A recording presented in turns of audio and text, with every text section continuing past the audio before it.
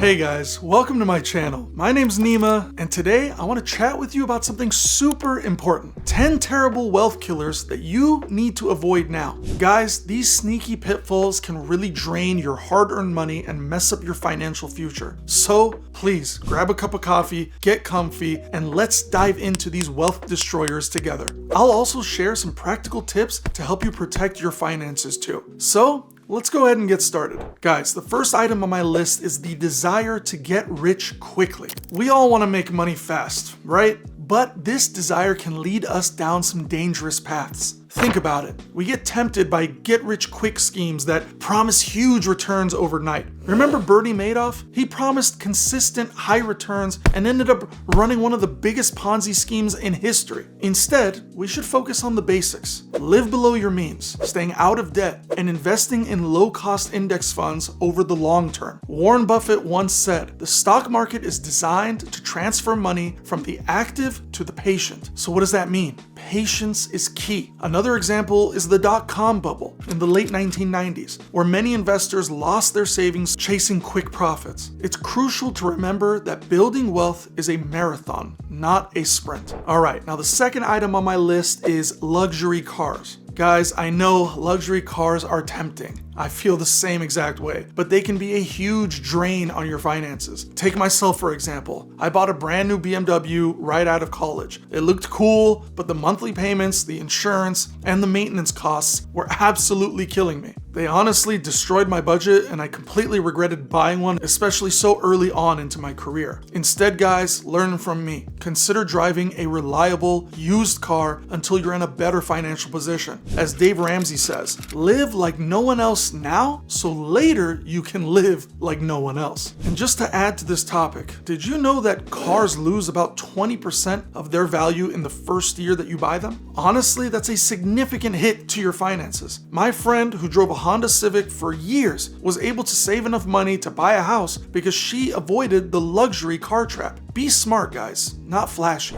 Now, the third item I have on my list is expensive vacations. Guys, we all love a good vacation, but splurging on expensive trips can set you back financially pretty bad. My buddy Jimmy went on a luxury cruise to the Caribbean last year. He had a blast, but he also racked up a ton of credit card debt. He knew it was something that he might regret after, but in the moment he figured making memories was more important. So, my advice, more affordable travel options or even staycations might be better. You can still have fun without breaking the bank. For example, just check out this report. According to a study posted on GoCity.com, the average American sets their vacation budget limit at $2,743. This wouldn't even be that bad if it was just once or twice at worst. But it then says Americans on average said that they need 3 vacations per year. So people are still spending upwards of $9,000 a year on vacations just individually. Now look, I'm all about making memories and having friends, but I do so on a much smaller budget that's affordable and still fun. Now guys, before I dive into the fourth wealth killer on this list, I'd really appreciate it if you could smash that like button, leave a comment down below, and subscribe. Your support helps this channel grow, so please show some love by smashing that like button, commenting down below, and subscribing. Now, the next item I have on my list is eating out frequently. Now guys, I get it. Eating out is convenient, but it can add up quickly. There was a point where I honestly used to eat out for lunch every single day. I didn't even realize how much the spending was until I actually added it up on my budgetary calendar. It literally came out to $700 or $800 a month by consistently doing that. Cooking at home can save you a lot of money, and it's often healthier. There's the American author by the name of Suze Orman that says a big part of financial freedom is having your heart and your mind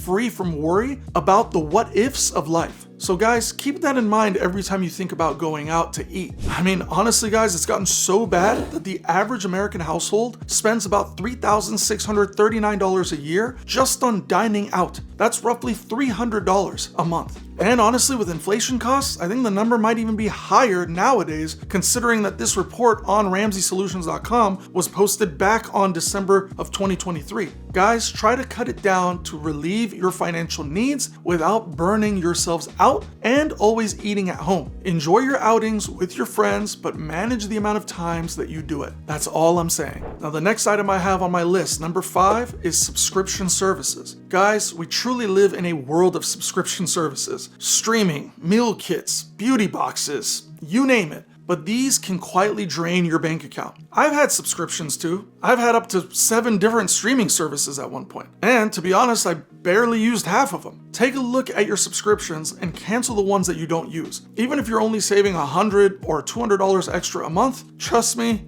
it's worth it. It's an easy way to save money. Just check out this CNBC article where the survey said that the average person spends around $219 a month on subscription services. It got so bad for me that I realized I was paying for a golf app on my phone that I never used, so I canceled it and was literally saving hundreds of dollars a year. It's amazing how quickly these small monthly fees can add up. By cutting unnecessary subscriptions, I was able to redirect that money towards my savings and my investments. Now, the next item I have on my list is impulse buying. So yeah, we've all been there, right? Seeing something online or in a store and buying it on a whim. Guys, I love the latest tech, but my impulse buys were adding up like crazy. I would literally get the newest iPhone almost every time it came to market. But now I wait. I wait and I research and I make sure that there's significant upgrades between new phones, that they're actually there and that I'm not just basically buying the same phone. And I can't tell you enough how this simple rule has saved me a lot of money. As the great Will Rogers said, too many people spend money they haven't earned to buy things to impress people that they don't like. This literally means that people often go into debt or spend beyond their means to purchase items that they truly don't even need or value simply to gain approval or admiration from others who may not even matter to them. Guys, this behavior can lead to financial stress and hinder long-term wealth building. Essentially, it's a reminder to prioritize genuine needs and financial health over superficial appearances and societal pressures. And just to prove my point even further, look at this impulse buying statistic article on Capital One Shopping. It says that 73% of Americans say the majority of their purchases are unplanned, aka it's an impulse buy. Guys, it's literally as simple as remaining disciplined, starting your own shopping list, and sticking to it. This helped me avoid unnecessary purchases and it helped me save more money. Now, the next item on my list is buying a house too early.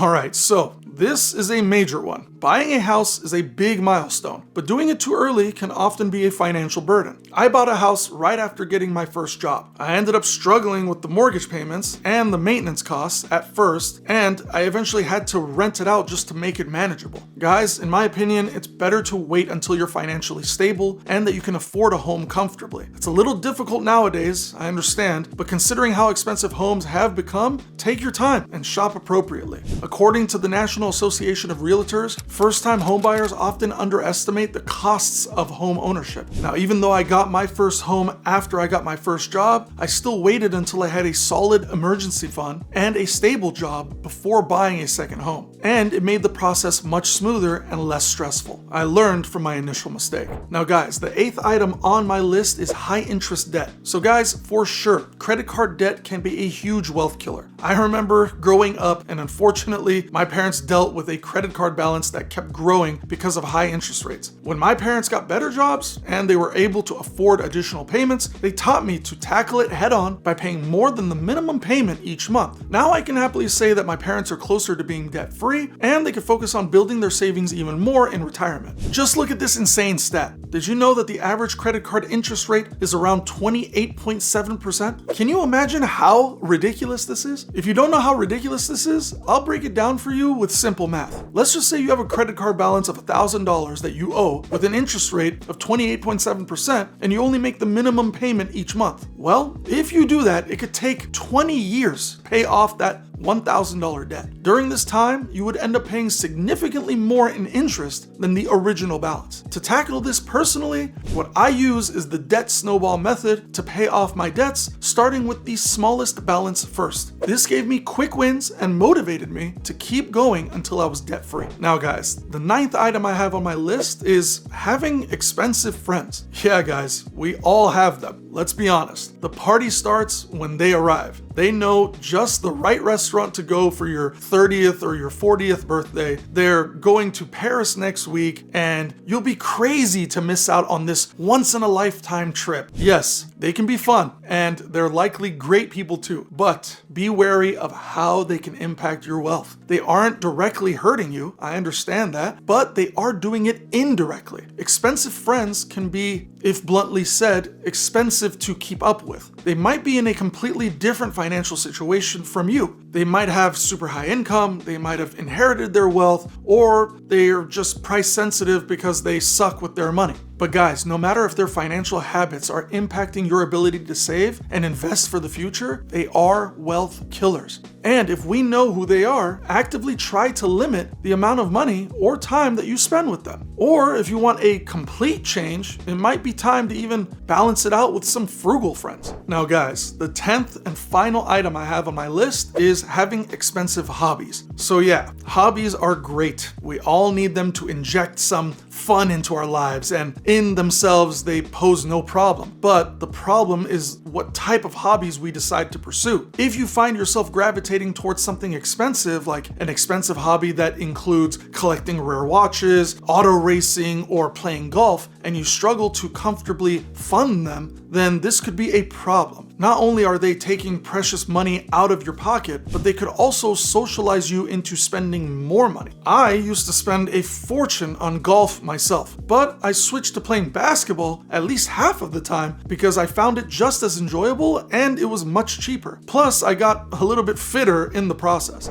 My personal take, guys, there's a lot of things that you can do for fun in this world that are not as expensive. It doesn't cost as much to go walking around in your neighborhood to get a cup of coffee with a friend, or if you're a nerd like me, reading a good book that costs no more than $10 or $20, and of course a digital Kindle version is often way cheaper. But bottom line, guys, be careful not to let expensive hobbies drain a good chunk of your hard-earned income and kill your future wealth.